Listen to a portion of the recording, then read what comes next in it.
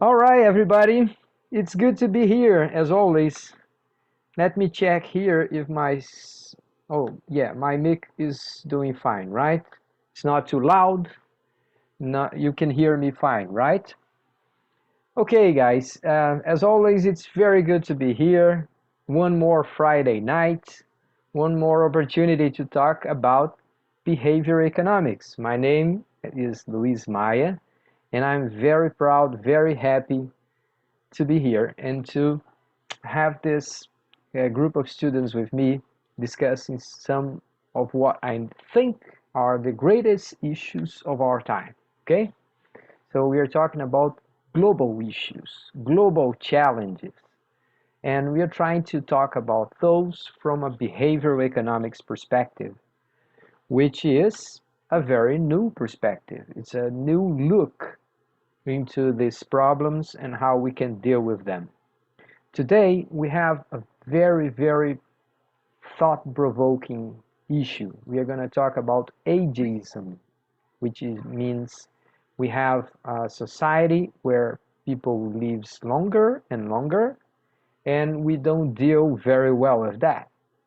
Some people are very scared of getting old, and they have good reasons for that. But we also have some opportunities, some hidden opportunities in all these changes, okay? I'm going to start showing you my slides here, and I have to share them with you. So let me see if I can first save them in a PDF format so I can share with you. Just a minute, please. It will take just a few seconds, and then I can share them with you. I will give you a link and you guys can download it. There we go. It's here.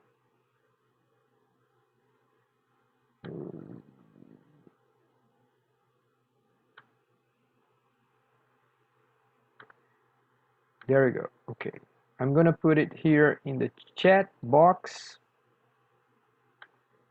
Please make sure you guys download it if you want. But I will also post them in our blog, okay? Where is the chat? Yeah, it's here. There we go. Okay, so same deal. You have a PDF file, you can download it, and you're gonna see exactly the same thing that I'm showing you right now. Please confirm to me that you guys can see my slides now.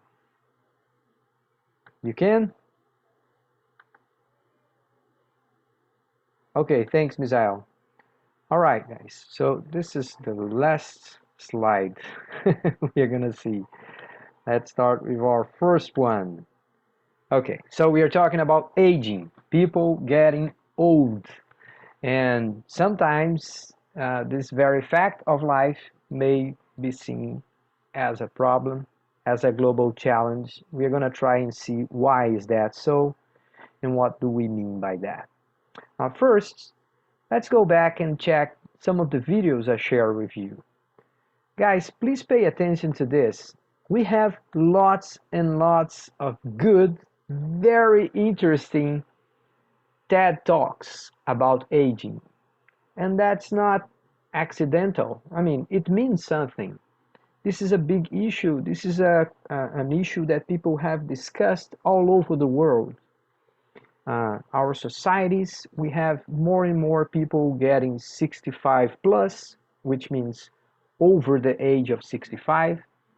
Sometimes we have like larger shares of the population over that age, and that may bring up some challenges, but also some opportunities, and we're going to try to see that. But first, check out these two talks that we discussed, or at least I shared with you. I don't know how many of you have had the time to watch them. I know that some of you did. The first one, Jared Diamond, this guy comes and says, well, look, we have to compare how our societies treat old people And we will compare that with traditional societies. Sometimes people call them primitive societies. But then again, like tribal societies, okay? So you have to go to a tribe in the Amazon or someplace deep in Africa to find those societies living today. But if you do, and you compare how people get old, what is the status of older people in different societies, you can learn some stuff. And what Mr. Diamond is bringing us here is like age has different meaning in different societies. Okay, Luis, yeah, we could expect that. But what he brings us is like how different that is. And that it can be like extremely different. So in some societies we have age associated with knowledge and wisdom, but not many of them.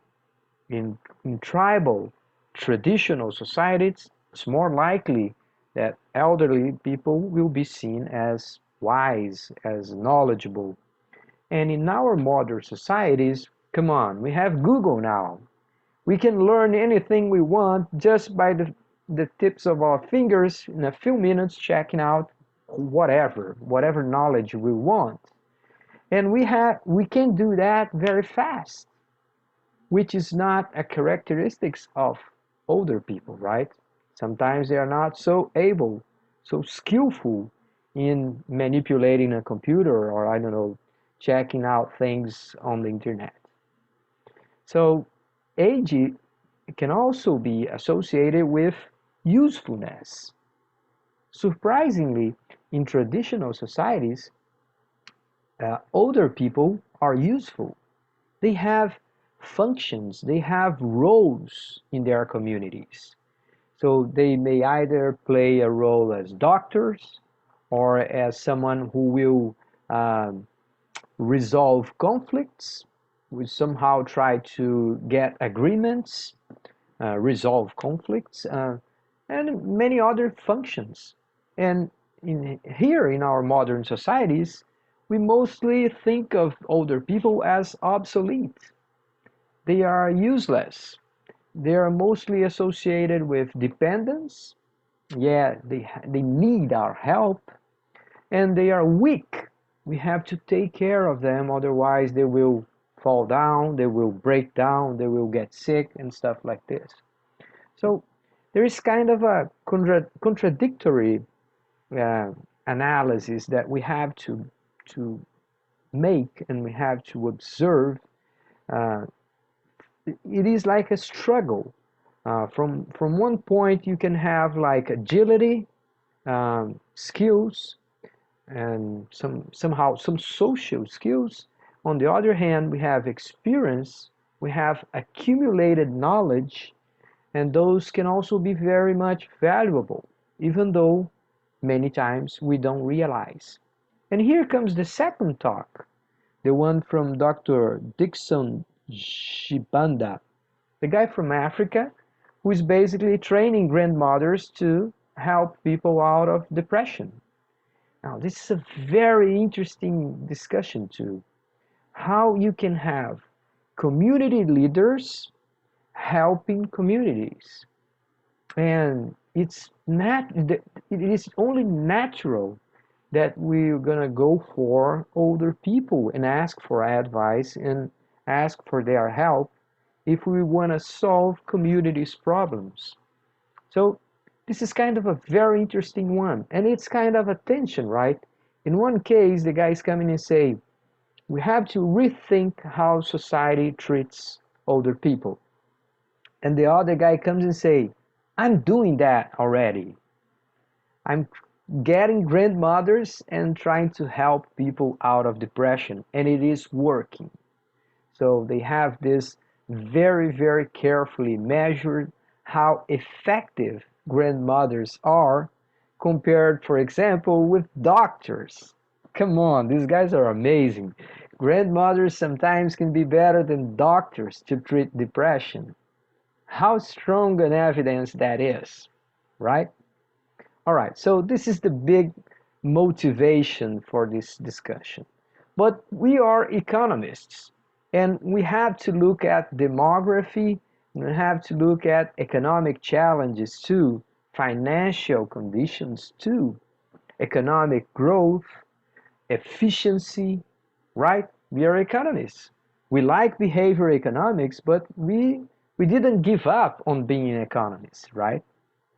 All right, so let's have a look what is the fuss about. So everybody knows that 120 years from now, we had like a revolution in how we treat health, how we treat diseases, how we develop vaccines, medical treatments, pharmaceutical products, and basically hospitals, the medicine, human medicine in general, right?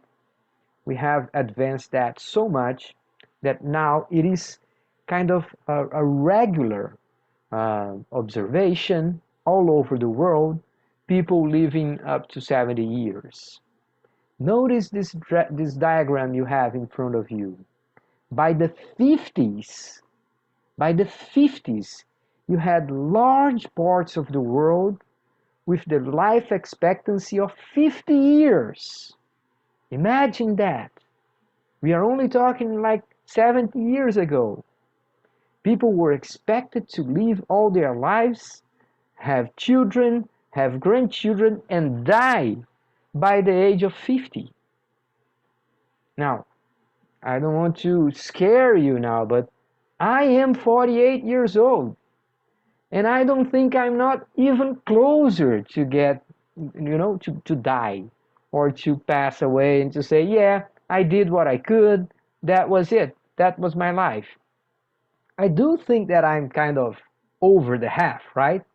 I think I've passed the half of my life. To be honest, right? I mean, very few people can live up to 90 or even 100 years old. So since I'm 48 years old, yeah, I passed the curve. I'm already going down the hill. But I still think it's a long way to go, right? And this is what this diagram is showing. It was a very, very fast change. If we could expand this diagram over to, I don't know, 2000 years before that, it was the same thing for ages, for hundreds and hundreds of years.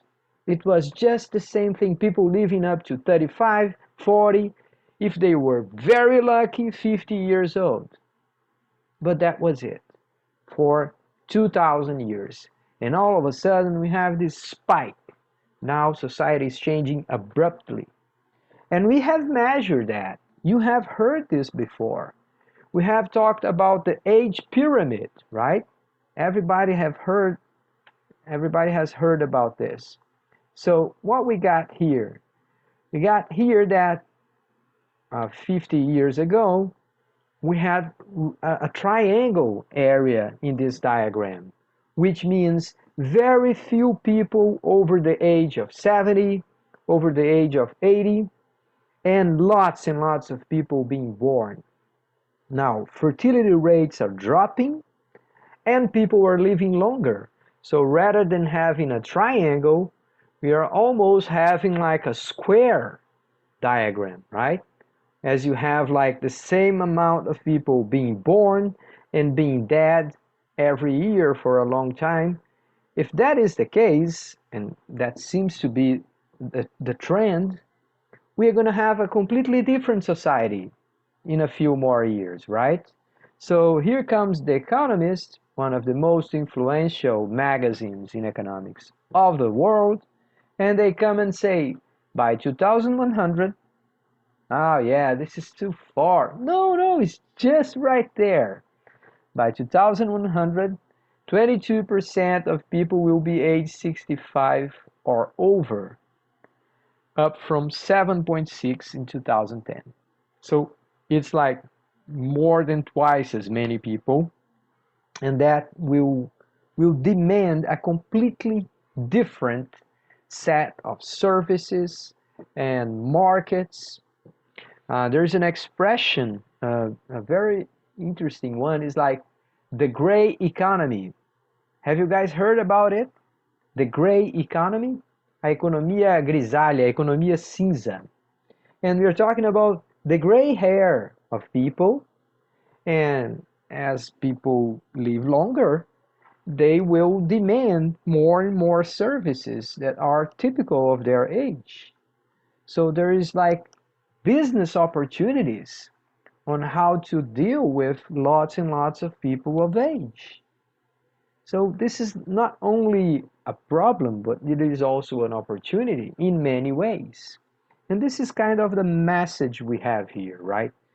Uh, we have discussed for a long time that framing is important, right? Remember como que a gente enquadra uma questão, the way we frame an issue, well, that will draw our look into specific details of the picture. So we may not be able to see the full picture right now. And in this class, we are trying to make this. We are trying to open up the frame and understand a little bit more what is actually going on and what are the real challenges in all these issues, okay? All right. But you guys have heard that these changes have, I don't know, started having like a cascade effect. As pessoas estão vivendo um pouco mais, está tendo mudanças nas legislações, mudanças no regime previdenciários, mudança nas políticas do número de filhos. In China, up to a few months ago, you could at most have 2 kids. And that was a law. And that law came from a previous one in which for a very long time in China you could only have 1 child. You see, there was this imposition from the state saying we cannot have the population growing that fast. Otherwise, we will not be able to feed everybody, to give food to everybody. So that was a big deal. And of course, that still is also a dictatorship. So the state comes and tell you, you are not going to have such and such family like this and like that. But those are even more flexible today, and it looks like this flexibility is coming to this highest level of all time. Here in Brazil, and not only in Brazil, all over the world, you can see a picture of Asia there, or Asian populations over there, but not only in China, in the northeast of, in the east, South Asia, all over the world, we are seeing more and more funerals and less baptisms. So this is changing dramatically what we have as the age structure of populations. And some people may look at that and say, yeah, what is the fuss about? Yeah, I see that happening, but that's not a big deal. So here comes these guys and write a report for the World Bank, and they call golden aging, which means how can we try and see opportunities where other people only see problems, all right? So pay attention to this diagram because this is a very, very intelligent, smart diagram. Let's read it together, okay? So you have like 4 areas in this diagram. The upper area, we are mostly talking, both sides. In the upper area, we are mostly talking about demography, okay? How the population structure is changing. And then we can have opportunities on the right-hand side and challenges on the left-hand side, okay? In the lower part of the diagram, we have mostly economic issues, all right? Opportunities on the right-hand side, you could have productivity improvements. Wait. Are you serious about that? You're saying like The older a society gets and we get more productive, we are going to talk about that in a few minutes, okay? But then again, opportunities in the economical side of the issue, and we can also have challenges in this economical analysis, the economic analysis of the problem, okay? So let's start with the upper side. You have two huge demographic trends. First one, people live longer. Thank God. That's great. That's good news. But on the other hand, we also have the fact that we have lower fertility, which means fewer and fewer kids are born every day. Why is that a problem? Well, because if you get the number of older people getting larger, the number of healthy, young, strong, supportive people getting relatively smaller, you could have like a burden. You could have like peso over the shoulders of younger generations, right? So this has to be thought through before we we just ignore it. Okay, we have really to dip into these things and try to understand them. On the right hand side, you have living longer. Well, that could be good, but we also have to pay attention. So in this diagram, these guys propose that first we have to look at the problem of inequality, and those are with the blue areas of the circles. Then you have to look about policy priorities, how we can, I don't know, adjust institutions, laws, organizations in order to deal with social change, okay? But if we are dealing with social change, we should also think about behavioral economics. Behavioral economics is a good topic to discuss whenever you see social changes, right? You can see how clever this diagram is now, right? It's kind of a very, very thoughtful way to pose all those questions. So let's have a look at the first one on the right-hand side, okay? Upper side, right-hand side. We're seeing living longer. And then we have what are the inequality issues? Well, not everybody has a good health plan. Not everybody has access to a good UPA, right? I think you guys know that if you go to UPA near your house, it's very likely that you're not going to get the same quality of treatment that a person in Rio Grande do Sul will get if he goes to UPA just near his house, right?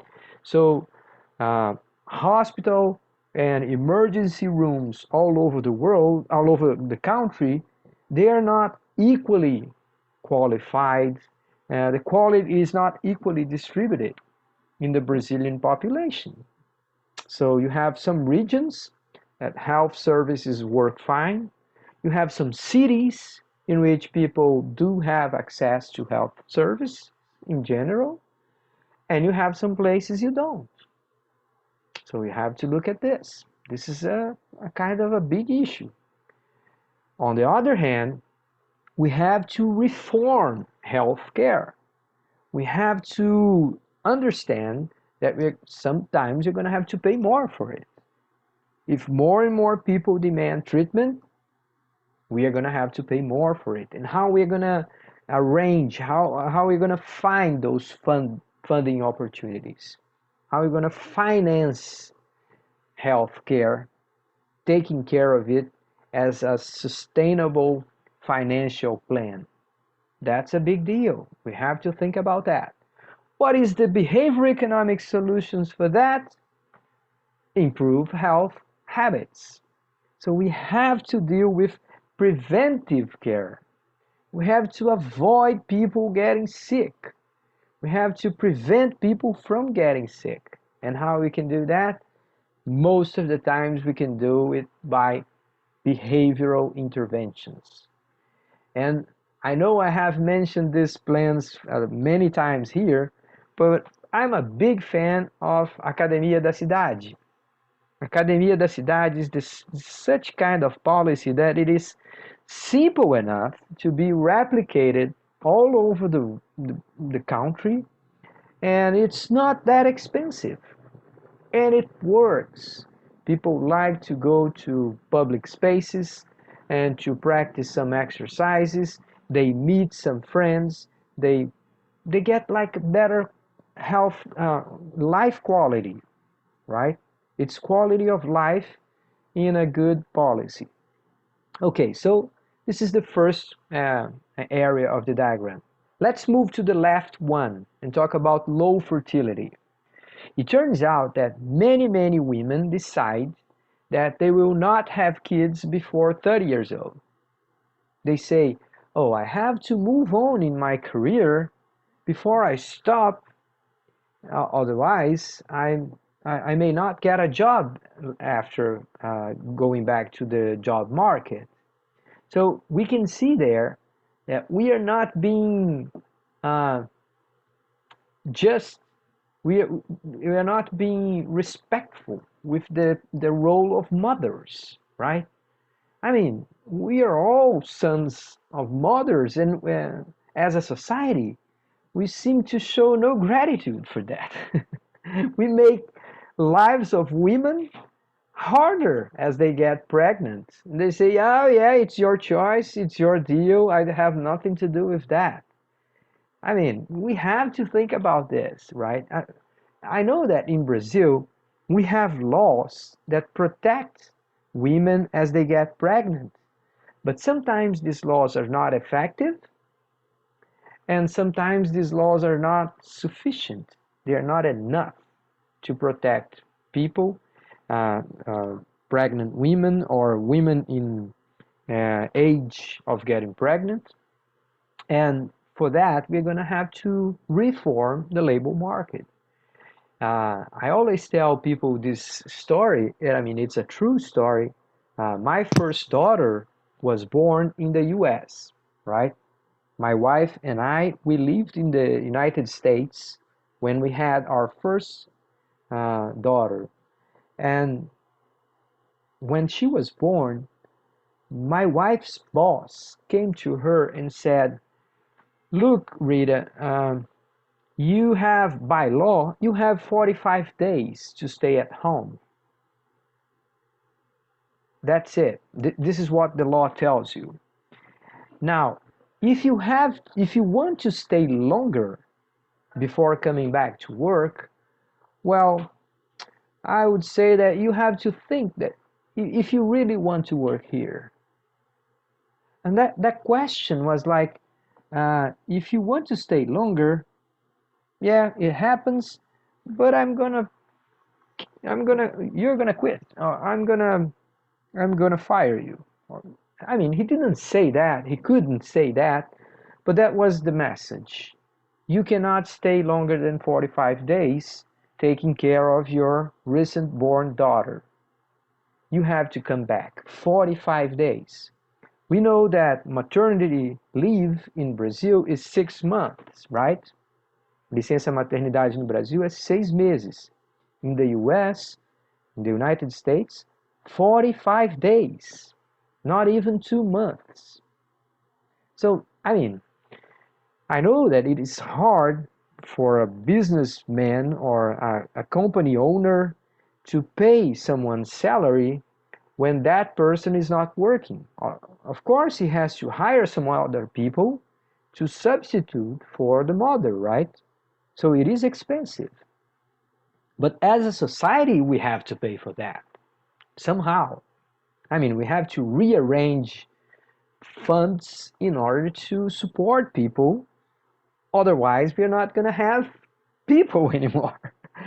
I mean, this is a choice that it is not an individual choice, it's a collective one. So we're going to have to reform labor market, right? There is this question about inequality. Well, if you are wealthy, if you have money, you don't care. You can spend 2, 3, 4 years out of the job market. Later on, you're going to have someone to hire you. You're going to have influence. You're going to have KE. quem indica, né, no Brasil, QI, very effective. But if you don't have money, that may be a huge issue, a huge problem for you. So what is the deal we have to make here, and how behavioral economics can participate to solving this issue, or to helping out to deal or to manage the issue? Then we have to think about family planning. And family planning is something that nobody wants to hear about. We are kind of scared of what happens in China, as the government comes and tell you, you will only have one kid. This sort of imposition is obviously associated with dictatorship. People are free to choose how many kids they will have. However, in some countries in the world today, you already have the government doing the opposite, coming and telling people, look, please have more kids. I will pay for them. I will subsidize. I will give you money. I will give you like negative income taxes. Então, imposto de renda negativo para famílias que tenham um filho a mais. So when you deal with that, we're trying to say, look, we as a society think that being a mother, being a father, may be somehow burdensome, and may prevent you from getting better positions in the job market, and somehow we have to compensate for that. But I think what we really have to deal with is the roles of father and mother. Who's responsible for what? Hey guys, please confirm to me that you can hear me fine. I got a signal here saying that my internet was weak. Can you hear me?